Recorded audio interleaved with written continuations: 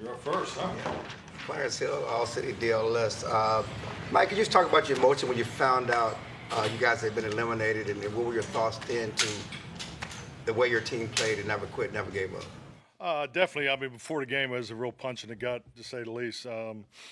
Just because of the way that the Washington-Philadelphia game went. But you just kind of take that moment to sit back and watch, and watch how the guys warmed up, watch the interactions in the locker room, and it wasn't much different than a normal game. So, and then you just want to keep your mind in it too, and stay focused, And I'll tell you, I thought our guys did a hell of a job. I mean, the only thing we really changed was, we came into the game, and we have a game management meeting every Friday, and have a plan on, the coin toss, and the decision was to defer today, just based off the variables we go through, and then we just said, hey, let's take the ball and let's get up and get going and get this thing started the right way. So, I thought it was good the offense went out there and got some points on the board, but.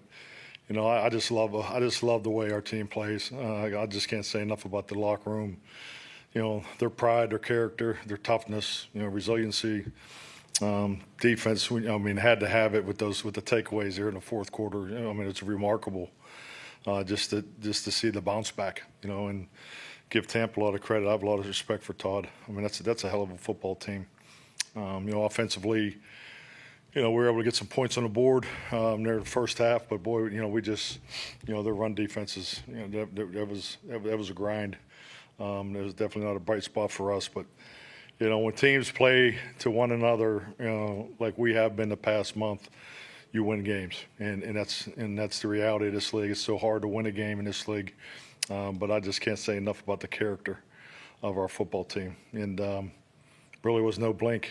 So I think once we got the game kicked off, we fell into the way we planned on playing, regardless of what happened before we went out there. That's what it felt like. We saw a video of Jerry hugging you and giving you a talk in the locker room. Can you share what he said and just? That's common. Jerry hugs me all the time. I don't know why it's such a big deal, but it's late. But no, it's winning's hard. This is. This is it's a partnership. So, yeah, we just talked about the game and just what a great effort it was, from the players and coaches, and just how proud he is of the team. Mike Todd Archer with ESPN. Did you acknowledge before the game what happened with Washington and Philadelphia? Or the players already know? I did not. I think everybody. I would say just the way people arrived here. I get here early, so. And just like I said, I just sat back and watched as people arrived, and there wasn't a whole lot of conversation about it. Probably more one-on-one. It wasn't. I didn't think it was something that needed to be addressed because, frankly, I just wanted to, check it and go. And I just, I made the point for the game. Hey, we, just play the way we always play. We've been playing really damn good football this past 4 or 5 weeks, stack success. Let's grind this thing out. They're playing, just some of the things we talked about this morning in the team meeting. So, yeah, like I said, the only thing I changed was taking the football. That was the only adjustment we made. And then Nick Vigil having to come in and play for Kendricks. Yeah. I don't know if he's practiced much at all during the season for you. No, just the schedule he's on. He's in the rehab group, but I just think it shows you where he is as a football player. Very cerebral, but man, it's so instinctive. He's been super impressive, just as you stated. Wednesday was a in season or a winter schedule Wednesday. So, but yeah, he doesn't do the heavy day because of what he's dealing with. So, very impressive performance tonight. Saad Yusuf, The Athletic. Mike, Cooper Rush, no turnovers, threw the ball to completed eight different receivers, threw the ball downfield, short, everything. Did you feel like this was maybe his best game of the season? Yeah, definitely. I'll be honest with you. He, just coming into the game through the game plan, process with Brian Schottenheimer and the assistant coaches, we felt that he was going to have to play well. It was going to be very important for him to play well because of the pressure and just the overload schemes, and they stack it up against you in the run game, and they challenge you to throw it. And so tried to stay, true to the runs. It was ugly at times. But we were able to get some green grass throws off. Frankly, I wish I probably would have called more of them. But I thought, we had a couple blitz, particularly there those last two series in the fourth quarter. We had a couple blitz, adjustments that we didn't convert. And that the outcome may have been a little differently for us offensively, but it's football. They're a good team. They've been playing really well. I mean, I just their last 5 games, and I think I said this in the media session. I think it's one of the better teams that we played this year. And then midway through the fourth quarter at the Tampa 48, did you consider a field goal there, and what ultimately did you led you to punt the ball there? The 48, yeah. How far would that field goal have been? Around 60, 66, something like that. Yeah. Well, when you're playing with somebody else's money, you take that kick. So, yeah, but no, that was the right decision. I had a lot of faith in our defense, obviously. Tommy Yarsh, DallasCowboys.com. Mike, given how the season's gone and the news, obviously players have a couple hours to digest before the game. How much do you appreciate the effort that they showed tonight and still going out and playing hard every snap? Oh, I mean, I appreciate everything these players do. It's just a continuation and just an example of what they put into it. So I can't say enough about these players, and all NFL players, but, especially, obviously the men that I have the privilege of working with. What these guys go through every single day is not normal. I mean, they run down the field and run into each other as fast as they can. It's not a normal way to make a living. So, I mean, this is a hard game. The emotional part of it's a challenge. And that was a kick in the gut for everybody. The timing wasn't, obviously wasn't great for us. But I just think it just shows you the resiliency and resolve of the team. They're really, there's a lot of side conversation. I'm not going to say it wasn't talked about, but I thought we warmed up okay, and frankly, I just felt that we're going to have to make our own music tonight. Let's take the ball and let's try to get this thing started. And I thought when Craig got into it, I would think, watching on TV, it was probably a hell of a game to watch. So I know I enjoyed it. Ed Werder, WFAA. How impressed are you with how aggressive Mike calls the defenses, given the lack of personnel? Well, that's why he's here. I mean, that's the man that I, was able to compete against all those years, and that's this is how we want to play on defense. So it's tough.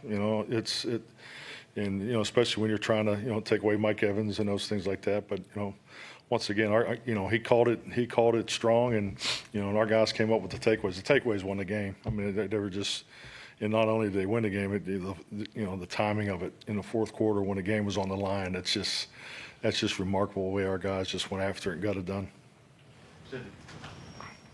Coach, Sidney Staples, DG10 Sports, with the news before the game, do you feel that something like that lights a fire under your players' butts, or maybe what do you think a reaction is to something like that? I mean, I don't know about lighting a fire. I mean, it's there's a sense of disappointment that you're, so it's just it's a challenge and discipline to focus. I know I had to do it myself, and I just commend our players and coaches for just staying locked in and going out and getting this win tonight. And how have you seen a player like Cooper Rush really evolve over this season with all the snaps he's been getting? I mean, Cooper is so consistent in everything that he does, and I think you're just seeing a man take full advantage of opportunities. And what I love about Cooper is you look at his performance. It's improved every week, and because he's always prepared properly. He's an ace in the quarterback room, as far as getting ready each and every week, even when he wasn't the starter. So now you're getting to see him get the reps, which is a little harder in winter schedule. You don't get as many reps and so forth. And I think our passing game, was good enough for us to, win in that area today. So we just got to get back to running it and throwing it with some balance. Elwin Henderson, Gilmer Rear. Mike, in light of all the severe injuries you've had this year, get this win today, to have the opportunity to win the last two and still end up with a winning season at 9-8, what does that say about the resiliency of this team? You know, I like the sound of it. I appreciate it. You know, I hope it's exactly how it ends up. But yeah, you know, and I really do. I'm just really focused on beating Philadelphia right now. You know, I mean, you know, tomorrow's a Tuesday for us coaches, so we got to get in there and get that plan together and bring the players in on Tuesday. So because it's a Wednesday for them. Yeah. But yes, I mean these are division games too. That's the beauty of playing Philadelphia and Washington at the end. I mean I love that the schedule ends up like this. You know, I think it was a great thing the league's done, and you know they're obviously playing for something else that we're playing for. But end of the day, we have every intention of going to Philadelphia to win. Two things. The fact that Philly and Washington played an early game kind of help you get over it. It'd be different if it was a 3 o'clock game. The early game, you kind of could deal with the emotions and get over it and get reset again. Do you think that may have helped? I didn't really analyze it that well. I mean, you know, disappointment's disappointment whether you had 3 hours or 1 hour. I guess what I'm saying, you had time. Yeah, that's fair. That's probably fair. Yeah. We talk about, you know, Cooper, but Jordan Lewis and CeeDee Lamb, and kind of they exemplified not quitting and not giving up, and the plays they made tonight.